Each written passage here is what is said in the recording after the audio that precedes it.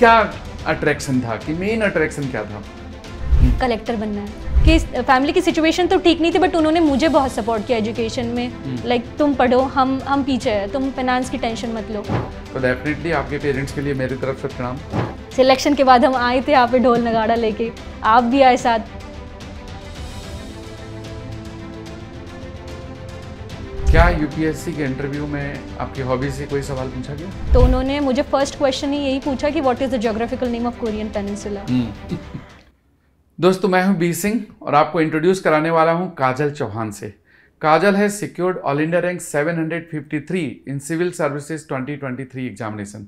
इनके बारे में खास बात यह है कि इन्होंने बहुत ही कम एज में इस एग्जाम को क्रैक किया है and it was first attempt. She was just 21 year when she filled the form and she cracked in first attempt. आज इनसे इनकी सक्सेस स्टोरी जानते हैं कि इनकी सफलता का राज क्या था।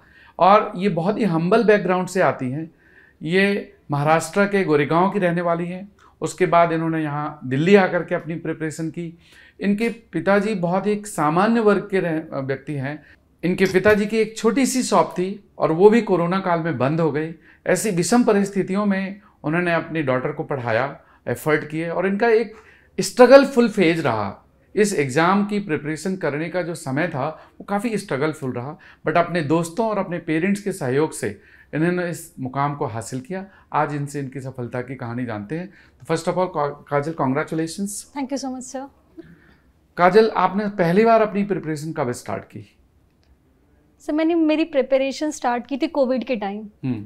उस टाइम हमारे पास बहुत ज़्यादा फ्री टाइम होता है कि कुछ सोच पाए कि आगे फ्यूचर में क्या करना है। सो उस टाइम घर बैठे हुए ये सवाल आया कि फ्यूचर में लाइक मेरा बैकग्राउंड ग्रेजुएशन में है, बैचलर्स ऑफ साइंस, उसमें ज़्यादा अपॉर्चुनिटीज़ है नहीं। तो मैंने सोचा कि प्रिपरेशन स्टार्ट किया जाए। एनसीईआरटी से मैंने स्टार्ट किया अपना प्रिपरेशन। धीरे धीरे इंटरेस्ट जागने लगा कि आर्ट्स कुछ है, आर्ट्स फील्ड में मैं लाइफ में कुछ कर सकती हूँ, लाइक यूपीएससी एक स्कोप है। और पहले से जो मेरे दादाजी है उनसे मुझे मोटिवेशन मिली थी कि कलेक्टर बनना है। कलेक्टर बनना है, वो कलेक्टर की वो छाप, yes, जो पावर, अथॉरिटी, क्या अट्रैक्शन था कि मेन अट्रैक्शन क्या था? मैं अपने गांव में पहली लड़की हूँ। जो हमारा एरिया है वो थोड़ा बैकवर्ड एरिया में आ जाता है। गोंदिया डिस्ट्रिक्ट, वहाँ पे इंडस्ट्रीज नहीं है, डेवलपमेंट लेवल बहुत कम है, ह्यूमन डेवलपमेंट इंडेक्स में बहुत पीछे है, ट्राइबल पॉपुलेशन बहुत ज़्यादा है। इस वजह से वहाँ की लड़कियाँ सोच भी नहीं पाती कि मुझे इस पोस्ट पे जाना है। और ऐसी सब सिचुएशन में मुझे मेरे दादाजी ने ऐसी मोटिवेशन दी कि तुम्हें इस फील्ड में इतना आगे बढ़ना है कि इस गांव का नाम रोशन करना है और अपने फैमिली का भी। तो लाइक वो मेरे लिए बहुत बैक एंड सपोर्ट रहा कि घर पे यानी हमारे एरिया में किसी को इतना प्रिविलेज नहीं मिलता है कि आप इतना पढ़िए, दिल्ली भेजने का प्रिविलेज नहीं मिलता, और मुझे इस एज में मिला है जहाँ पे लड़कियों की शादी करवा दी जाती है। आप एक गांव के परिवेश से आती हैं, आपकी स्कूलिंग भी गवर्नमेंट स्कूल में हुई है और एक सामान्य कॉलेज से, प्राइवेट कॉलेज से आपने बीएससी किया है। आपका एजुकेशन को पृष्ठभूमि है जो एजुकेशन की, वो एक बहुत ही सामान्य है। और आपके पिताजी बहुत ही एक छोटे लेवल पर उनकी शॉप थी और वो भी कोरोना में बंद हो गई। इतने स्ट्रगलफुल फेज में आपने इस मुकाम को जो हासिल किया, इसमें आप बाकी जो एस्पिरेंट हैं जो अभी यूपीएससी के बारे में शायद सोच रहे होंगे, या गर्ल्स स्पेशली, उनके लिए क्या मैसेज दोगे कि ये सब चीज़ें कितना मायने रखती हैं और कितना बैरियर बनती है?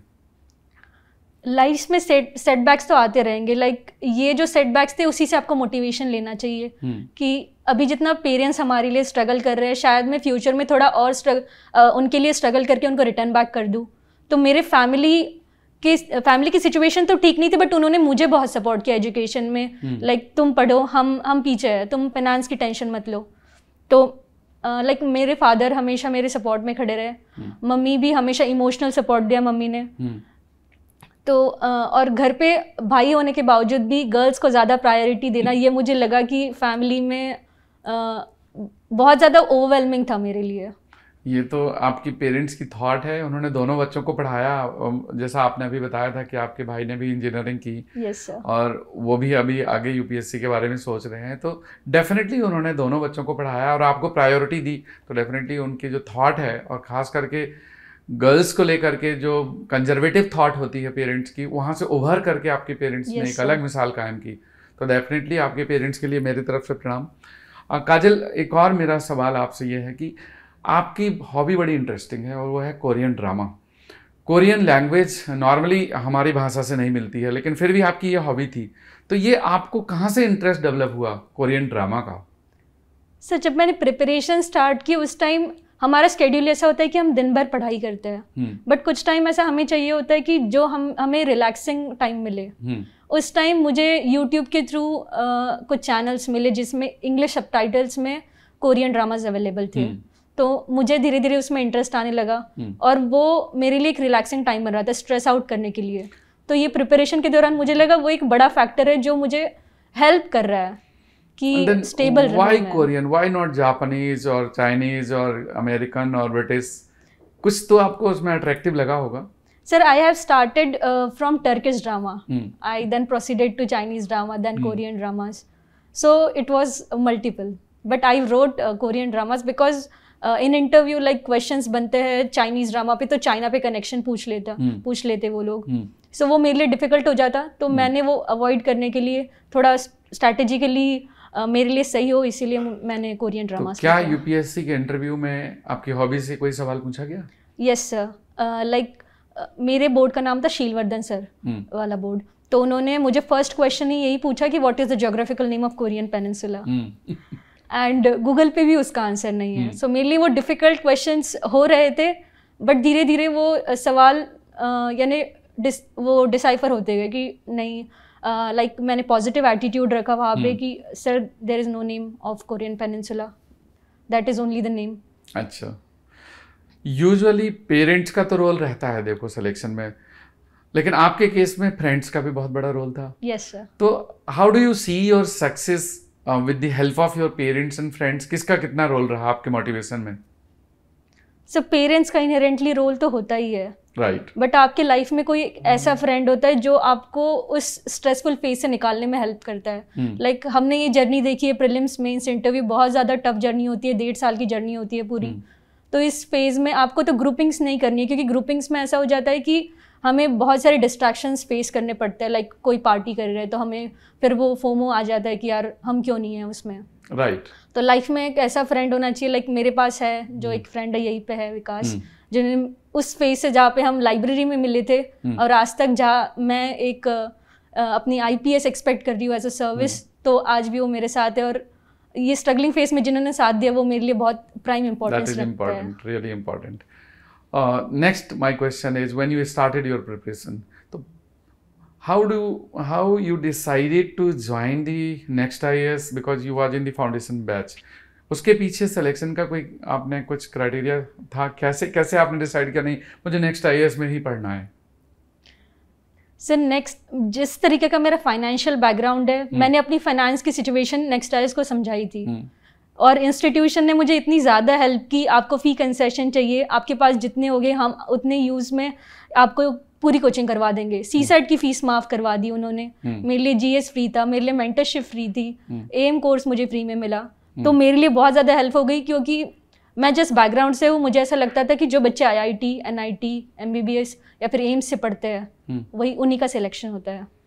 पर जब मैंने फर्स्ट टेस्ट दिया था यहाँ पे और मेरा रैंक 1 और 2 में था, तो मेरे में वो कॉन्फिडेंस आ गया कि मैं कम नहीं हूँ, और उस टाइम से मेरा कॉन्फिडेंस बढ़ते गया मेन एग्जाम तक। तो मेरे लिए ये स्टेपिंग स्टोन था कि कॉन्फिडेंस बिल्ड हो, और मैं आज जहाँ पे भी हूँ नेक्स्ट IAS है उसमें उसका बहुत बड़ा रोल है नेक्स्ट IAS का। फर्स्ट अटेम्प्ट में क्रैक करना, और वो भी जिस पृष्ठभूमि से आप आई हैं उससे आकर के फर्स्ट अटेम्प्ट में करना है, ये बड़ा रेयर होता है। और इस फर्स्ट अटेम्प्ट की जर्नी में आपके सोर्स ऑफ स्टडी क्या रहे? क्या क्या आपने सोर्सेज फॉलो किए? सर जब से मैंने प्रिपरेशन स्टार्ट किए तब मैंने NCERT से स्टार्ट किया था, और उस टाइम कोविड ही चल रहा था, तो मैंने लक्ष्मीकांत और स्पेक्ट्रम ऑर्डर करवा दी थी, और उस टाइम मैंने कॉलेज टाइम में वो दोनों फिनिश कर दी थी। फिर जब मेरा ग्रेजुएशन हो गया 2022 में, तब मैं दिल्ली आई। दिल्ली में मैंने नेक्स्ट IAS के सोर्सेज फॉलो किए, और मेरे सोर्सेज बहुत लिमिटेड थे। जो NCERT और स्पेक्ट्रम और लक्ष्मीकांत पढ़ी थी, उसके अलावा मैंने नेक्स्ट IAS के नोट्स पढ़े जो क्लास नोट्स थे, और मॉक टेस्ट दिए थे। इसके अलावा मैंने कुछ ज़्यादा प्रिपरेशन। करंट अफेयर्स के लिए कौन सा न्यूज़पेपर पढ़ते थे या मैगजीन्स, क्या सोर्सेज करंट अफेयर्स के लिए फॉलो किए? सर करंट अफेयर्स के लिए मैं डेली अपना 2-3 घंटा देती थी, वो भी इंडियन एक्सप्रेस या फिर हिंदू, जो अवेलेबल होगा वो मैं पढ़ती थी। मेरे लिए फ्लेक्सिबल था शेड्यूल में। राइट। नॉर्मली हमने देखा है कि स्टूडेंट्स जब बाहर से दिल्ली आते हैं तो उनको जो इन्वायरमेंट है यहाँ का, जैसे सराउंडिंग ऑफ करोल बाग, राजेंद्र नगर, वो बड़ा क्राउडी नज़र आता है। yes, आपका एक्सपीरियंस यहाँ का कैसा था कि यहाँ का जो लिविंग इन्वायरमेंट है, स्टडी इन्वायरमेंट है या इकोसिस्टम है, लर्निंग इकोसिस्टम है, वो आपको कैसा लगा? सर जिस एरिया से मैं बिलोंग करती हूँ वो शांत है, फॉरेस्टेड एरिया है। और जब मैं फर्स्ट टाइम दिल्ली में आई तब मुझे ऐसा लगा यहाँ पे बहुत सारे बच्चे हैं, ऑलमोस्ट सारे ही इतने अच्छे बैकग्राउंड से है और एरिया भी इतना लाइक डेंसली पॉपुलेटेड है। तो स्टार्टिंग के 1 मंथ्स मेरा रहना बहुत मुश्किल हो गया था यहाँ पे। और दिल्ली का इन्वायरमेंट भी इतना हार्श है जिसमें मेरे लिए सर्वाइबिलिटी मुश्किल हो गई थी, लाइक खांसी आना बहुत फ्रीक्वेंट। क्लास में मुझे डर लगता था कि मैं ही अकेली खांस रही हूँ, सारे बच्चे तो शांत हैं, मैं डिस्टर्ब तो नहीं कर रही हूँ। पर धीरे धीरे ये एडजस्ट होते गया। दिल्ली में दोस्तों की इम्पोर्टेंस बहुत ज़्यादा है और जब तक आपकी कोचिंग चल रही है तब तक आपको अच्छा लगेगा कि दिल्ली बेटर है क्योंकि लोग मिल रहे हैं आपसे। जब ये सब दोस्त और कोचिंग छूट जाए तो फिर दिल्ली को हम अकेले सर्वाइव ही नहीं कर सकते यहाँ पे। तो फिर स्ट्रेसफुल दोस्त एक आपके लाइफ में होना चाहिए जो है, और बाकी आपकी कोचिंग चल रही है तो आपको एंगेज रखेगी कि स्टडीज़ के साथ। नहीं तो आप एक रूम में बंद होकर दिल्ली के रूम्स भी इतने छोटे होते हैं कि एक रूम में सर्वाइव करना और स्ट्रेस ना लेना ये बहुत मुश्किल हो जाता है। स्ट्रेसफुल लाइफ हो जाती है फिर तो। आपका फर्स्ट अटेम्प्ट में तो फाइनल सिलेक्शन हो गया, फिर आपने इस बार सेकंड अटेम्प्ट भी लिखा और अभी आपने प्रीलिम्स क्लियर कर लिया, मेंस लिख रहे हो। दोनों बार आपने प्रीलिम्स क्लियर किया। दोनों सालों में हमने देखा कि पेपर का पैटर्न और स्टैंडर्ड डिफरेंट था, बट इन दोनों परिस्थितियों में आपने दोनों क्वेश्चन पेपर्स को क्लियर किया। तो आपकी अप्रोच इस बार सेम थी लास्ट ईयर की तरह या कुछ अप्रोच में आपने डिफरेंस इस बार लाया और कुछ अलग से सोर्सेज फॉलो किए? फर्स्ट जब प्रीलिम्स में मैं जब अपीयर हुई थी तब मैंने बहुत सारे मॉक टेस्ट लगाए थे। मुझे लगा उनका बहुत ज़्यादा फ़ायदा हुआ है मुझे फर्स्ट वाले टेस्ट में। लेकिन जब सेकंड टेस्ट मैंने अभी दिया उसमें मैंने मॉक्स नहीं लगाए थे बिल्कुल भी, क्योंकि सिलेक्शन के बाद थोड़ी सी मैं एंगेज थी कुछ काम में तो मैं मॉक्स नहीं लगा पाई। बट फिर भी मुझे ये वाला पेपर 2024 वाला डिफरेंट इसीलिए लगा क्योंकि वो बेसिक्स पे ज़्यादा पूछ रहा था। मैंने करंट अफेयर्स नहीं पढ़े थे फिर भी मेरा इस बार प्रीलिम्स हो गया क्योंकि मेरा बेसिक स्ट्रांग था। तो मुझे ऐसा लगता है इस वाले पेपर में डिफरेंट ये था कि आपका बेसिक अगर स्ट्रांग है, 2-3 साल आपने अच्छे से पढ़ा है तो आपको उसकी हेल्प होगी। So now you will be IPS. We are expecting, अभी अलॉटमेंट हुआ नहीं है, we are expecting that you will be allotted IPS. Yes sir. तो IPS की वो वर्दी पहन करके एक वो गर्ल अब एक कड़क गर्ल में बदल जाएगी, एक एडमिनिस्ट्रेटर बन जाएगी। तो क्या प्राथमिकता होगी आपको, कैसे क्या मैसेज दोगे आप स्पेशली गर्ल्स को या विमेन को कि कैसे उन्हें आगे बढ़ना चाहिए? मुझे ऐसा लगता है हर लड़की को खुद के ड्रीम्स के लिए खड़े होना चाहिए, इतना करेज होना चाहिए कि अगर पेरेंट्स सपोज में हैं तो खुद के लिए खड़े होके उनको अपने ड्रीम्स बताइए, वो सपोर्ट करेंगे ज़रूर। आपको समझाने की क्षमता होनी चाहिए कि अगर मुझे अपने जीवन में कुछ हासिल करना है तो मैं करके रहूँगी। कोई सपोर्ट नहीं भी कर रहा है, मेरा मेंटल कॉन्फिडेंस और मेरा इमोशनल बैलेंस इतना होना चाहिए कि अपने ड्रीम्स को पाने के लिए किसी की भी ज़रूरत नहीं है। आप खुद पे इतना कॉन्फिडेंस रखिए, खुद इतना पेशेंस रखिए, परसिवरेंस रखिए कि मैं कर लूँगी एक दिन। ठीक है वो दिन दूर होगा बट जितना भी दूर होगा मैं कर लूँगी, इतना कॉन्फिडेंस रखिए बस। अभी तक जो हम लोगों को पता लगा है कि you may be one of the youngest IPS officer for this session of 2023। Yes sir. हालांकि जब फाइनल अभी डेटा आएगा तो पता लगेगा। तो ऐसी स्थिति में आपकी जो जर्नी रहेगी आगे वो तो काफ़ी ऊपर तक आप पहुंचोगे। तो आपकी सर्विस का टेन्योर बड़ा होगा बिकॉज ज़्यादातर स्टूडेंट सेलेक्ट होते हैं 3rd अटैम्प्ट 4th अटैम्प्ट में, and you got it in first attempt, that too at early age. तो इसका भी एक एडवांटेज आपको अपने जीवन में मिलेगा। और अभी जो आपके जो जर्नी स्टार्ट हो रही है, मतलब you will be going in probation period, और तो आप अपने क्षेत्र के खास करके उन गर्ल्स के लिए क्या कुछ मैसेज देना चाहोगे कि मैंने ऐसे पढ़ा है, आप ऐसे पढ़ोगे तो आपका भी हो जाएगा? मैंने अपनी प्रिपरेशन स्टार्ट की थी एक छोटी सी लाइब्रेरी से जहाँ पे बच्चे प्रिपरेशन करते हैं छोटी एग्ज़ाम्स का, और वहाँ पे भी मैंने अपनी उम्मीद नहीं छोड़ी कि इतनी बड़ी एग्ज़ाम है मेरे से नहीं होगी। एक पॉजिटिविटी हमेशा बरकरार रही क्योंकि पेरेंटल सपोर्ट भी था और मेरे अंदर से वो कॉन्फिडेंस कभी गया नहीं क्योंकि मैंने सेटबैक्स झेले। मैं गवर्नमेंट स्कूल में जाके पढ़ी, पहले मैं कॉन्वेंट स्कूल में पढ़ती थी, फिर नॉर्मल कॉलेज में आई जहाँ मैंने ग्रेजुएशन किया।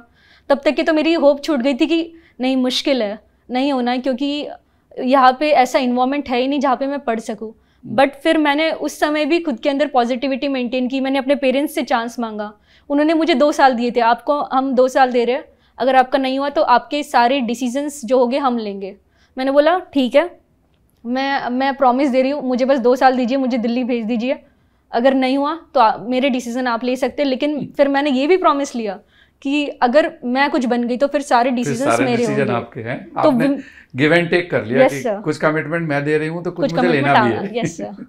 तो फिर आपके पेरेंट्स प्राउड पेरेंट्स होंगे, उन्होंने आपको कमिटमेंट किया है तो definitely they will endorse. Yes, तो मेरा गर्ल्स को यही मैसेज है कि आपको खुद के डिसीजंस लेना है तो लाइफ में कुछ तो करना होगा, और जब तक ये बड़ा ड्रीम नहीं करोगे तो आप सरवाइव नहीं कर पाओगे। ये अभी पेट्रियार्कल सिचुएशन जो हम देख रहे हैं इंडिया में, उस सिचुएशन में गर्ल्स को जॉब लेना बहुत ज़्यादा ज़रूरी है ताकि वो खुद को एम्पावर करे हर डायमेंशन में, socially, financially as well as politically also. We are seeing now कि अधिनियम बिल आया है लेकिन फिर भी 33% रिजर्वेशन मिला है, और फिर भी पेट्रियार्कल सोसाइटी उसको अपोज करी कि रिजर्वेशन देने की क्या ज़रूरत थी, क्यों वुमेन्स को एम्पावर करने की ज़रूरत है। 50% पॉपुलेशन फीमेल है, उनको एम्पावर नहीं करोगे तो दुनिया तो ऐसी ही नहीं चलनी है फिर। काजल, मेरा लास्ट सवाल ये है कि आपकी जर्नी में नेक्स्ट IAS का क्या रोल देखती हैं आप? क्योंकि प्रीलिम्स है, मेंस है, इंटरव्यू है, आपको कहाँ पर कितना हेल्प मिल पाया, और क्या जो आपने एक्सपेक्ट किया था उतनी आपको हेल्प या सपोर्ट मिला उतना, या नहीं सपोर्ट मिला? सर, जब मैं नेक्स्ट IAS में आई तब मुझे ऐसा लग रहा था सारा यानी इतना बड़ा इंस्टीट्यूशन है, मुझे किस तरीके से हेल्प कर पाएंगे। लेकिन जब मैं क्लास टेस्ट देने बैठी मुझे कॉन्फिडेंस आया कि क्योंकि टीचर्स मेंटर सपोर्ट कर रहे थे, मेंटर से बात हो रही थी कि कुछ डिफ़िकल्टी आई तो आप डिस्कस कर लीजिए। टीचर्स से डायरेक्टली बात हो रही थी, विभास सर थे, अयाज सर थे, उनकी टीचिंग्स मुझे अच्छी लगती थी तो मैं बहुत ज़्यादा बैठती थी उनके लेक्चर्स में। तो मुझे ऐसा लगता था कि बैक एंड सपोर्ट, अगर उन्होंने ये भी कहा था कि अगर आपके लाइफ में कुछ चल रहा है, आपको कुछ प्रॉब्लम्स हो रही है, आप हमसे शेयर करिए। आपके थ्रू भी बहुत ज़्यादा हेल्प मिली हमें, फाइनेंशियली, इमोशनली भी बहुत ज़्यादा हेल्प मिली। सिलेक्शन के बाद हम आए थे यहाँ पे ढोल नगाड़ा लेके, आप भी आए साथ। हमें एक्सपेक्टेशन नहीं थी क्योंकि इतने बड़े इंस्टीट्यूशन के हेड हमारे साथ आके डांस करे, that is a big thing. So I am very thankful. हमारे बच्चों का सिलेक्शन ही हमारा रिवॉर्ड होता है। लाइफ में जो अचीवमेंट होती है ना, वो अचीवमेंट इस बात पर डिपेंड करती है कि वो उस अचीवमेंट से आपको खुशी कितनी मिलती है। So the selection of our students gives us immense happiness, so that is the best reward for us, and we would like to be the part of the celebration of your success or the our student success. So for us it is a proud moment, so that for every result we keep on waiting कि हमारे बच्चों का selection होगा और हम उसको celebrate करेंगे. So once again congratulations. Thank you so much, and sir. my best wishes for your future journey which you are starting, and you are a one well set example for the girls and especially who are dreaming to become the civil servant. You have done it, and there are many who will follow you and they will get inspired from you and they will also do it. If any student want any support from us, and if you are a deserving candidate, if you are looking for any support from the next IAS, we are always there to support you, help you, and in fact we are eager to support you. Thank you very much. Thank you, Jai sir. Hind.